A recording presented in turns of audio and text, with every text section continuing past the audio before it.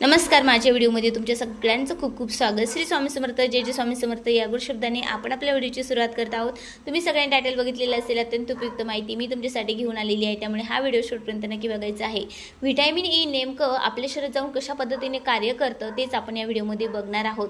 Vitamin E आपल्या शरीरासाठी खूप महत्त्वाचं आहे। त्याचं पहिलं कार्य म्हणजे हृदयाचं आरोग्य चांगलं ठेवण्यासाठी सुद्धा खूप महत्त्वाचं मानलं जातं।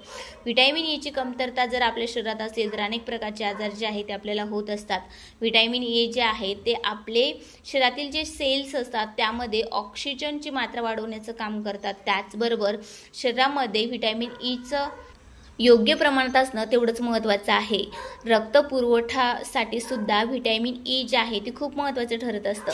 रक्त शुद्ध करणे, रक्तातील गाठी फोडणे, त्याचबरोबर हार्ट अटॅकचा धोका जे आहे तो टाळण्यासाठी सुद्धा व्हिटॅमिन ई जे आहे आपल्या शरीरात असणं खूप महत्त्वाचं आहे। आता दुसरा कोणता फायदा आहे तर दुसरा अत्यंत महत्त्वाचा फायदा म्हणजे आपले हेअर जे आहे त्याची निगा राखण्याचं काम, म्हणजेच की केसांची काळजी घेण्याचं काम सुद्धा व्हिटॅमिन ए करत असतं। तुम्ही अनेक प्रोडक्ट वर जे आहे ऑइल असतील किंवा मग शॅम्पू वगैरे असतील तर त्याच्यावर लिहिलेलं असतं की यामध्ये व्हिटॅमिन ई असतं। व्हिटॅमिन ए जे आहे तर ते काय करतं की जे आपले केसामध्ये युटिकल्स असतात, युटिकल म्हणजे एकावर एक लेयर असलेला जो थर असतो त्याला टिकून ठेवण्याचं काम करत असतं। आपले जे हेअर डॅमेज झालेले असतील, तुमच्या हेअरमध्ये खाज असेल किंवा मग डॅन्ड्रफ असेल किंवा मग हेअर ग्रोथ होत नसेल, त्याचबरोबर तुमचे केस जे आहे सारखे तुटत असतील तर या सगळ्या गोष्टी ज्या आहेत ते टिकून ठेवण्याचं ह्या सगळ्या गोष्टी ज्या आहेत त्याला कमी करण्याचं काम करतं। आणि जे सेल्स असतात, जे एकावर एक लेयर असतात त्याला व्यवस्थित टिकून ठेवण्याचं काम जे आहे व्हिटॅमिन ई करत असतं। व्हिटॅमिन ई जर आपण वरून ऑइलमध्ये मिक्स करून जरी लावलं तरी आपल्या केसांमध्ये खूप चांगल्या पद्धतीने फायदा होत असतो। जर तुम्ही ॲलोवेरा घेतली आणि ॲलोवेरामध्ये व्हिटॅमिन ए चे काही टॅबलेट टाकून त्याच्या जर आपण आपल्या केसांना मसाज दिली तर खूप चांगल्या पद्धतीने केसांची निगा राखली जाते व केसांच्या सगळ्या समस्या ज्या आहेत ना त्या हळूहळू कमी व्हायला लागतात।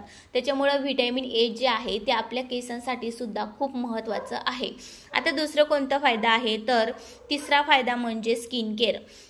स्किन केअर म्हटलं की स्किन केअरमध्ये अनेक जे आहे प्रॉब्लेम असतात की जसं की त्वचामध्ये सुरकुत्या पडणे, पिंपल्स येणे, वयाच्या आधीच जे आहे आपण म्हातारे दिसू लागतो। या सगळ्या गोष्टी ज्या आहे जसं वय होत जातं त्याच पद्धतीने आपली जी त्वचा असते ना, आपली त्वचा जी आहे कोलेजन तयार करत असतं, जे आपल्या चेहऱ्याला उजळ देण्याचं काम करतं, तरुण ठेवण्याचं काम करत असतं।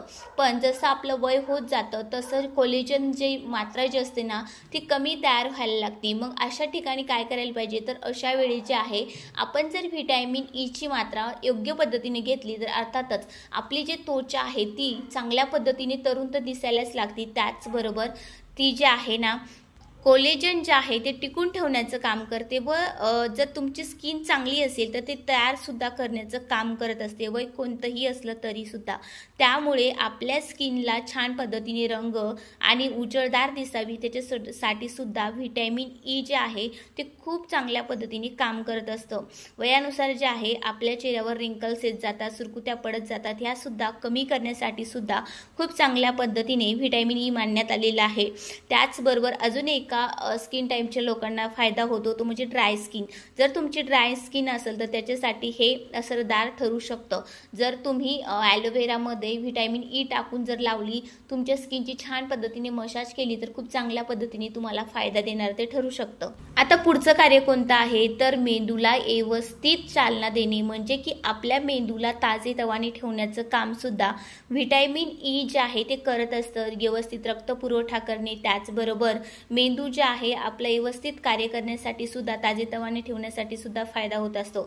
आता पाचवं जे आहे ज्या महिलांना मासिक पाळीमध्ये त्रास होत असेल, म्हणजे की मासिक धर्म असेल त्यामध्ये जर त्रास होत असेल तर त्यांच्यासाठी सुद्धा अत्यंत फायदेशीर जे आहे व्हिटॅमिन ई मानण्यात आलेलं आहे असं तज्ज्ञांनुसार सांगितले आहे। जर तुमचं पोट दुखत असेल किंवा मग ब्लडिंग मोठ्या प्रमाणात होत असेल, कमी प्रमाणात होत असेल, या सगळ्या गोष्टींसाठी सुद्धा आपल्या शरीरामध्ये व्हिटॅमिन ई जे आहे ते योग्य पद्धतीचं असणं खूप खूप महत्त्वाचं मानण्यात आलेलं आहे। त्याचबरोबर 7वा फायदा म्हणजे इम्युनिटी वाढवणे। इम्युनिटी वाढवणे हा सगळ्यात बेस्ट व्हिटॅमिन ई जे आहे तो रोल निभावत असतो। कारण बघा आपल्या शरीरातील इम्युनिटी जे आहे ते व्हिटॅमिन्सच्या अनेक कमतरतेमुळे आपल्याला जे आहे रोगप्रतिकारशक्ती कमी झाल्यामुळे अनेक आजार जे आहे ते उद्भवत असतात आणि त्यालाच इम्प्रूव्ह करण्याचं काम जे आहे व्हिटॅमिन ई जे आहे ती करत असतं। त्याच्यामुळे त्याच्यासाठी सुद्धा खूप महत्त्वाचं मानलं जातं। आता हे जे झाले त्याचे फायदे झालेत, पण नेमकं व्हिटॅमिन ई घ्यायचं कसं, कशा पद्धतीने घेतलं पाहिजे हे आता आपण बघणार आहोत।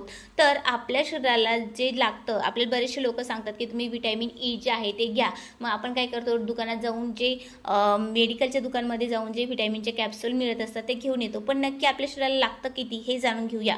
हे खूप महत्त्वाचं आहे। तर आपल्याला लागणारं व्हिटॅमिन ई जे आहे 15 मिलीग्रॅम एवढं लागतं, जे आपल्याला थोडंफार जे आहे ते आहारातून मिळत असतं। आता त्याचबरोबर जे आहे ना, आपण जे कॅप्सूल घेतो ना त्या जवळपास 400 mg च्या असतात। आता तुम्ही कोणतंही व्हिटॅमिन्स घेत असाल ना, म्हणजे कोणतंही घेतलं तर ते डॉक्टरच्या सल्ल्याने घेणं खूप महत्त्वाचं आहे।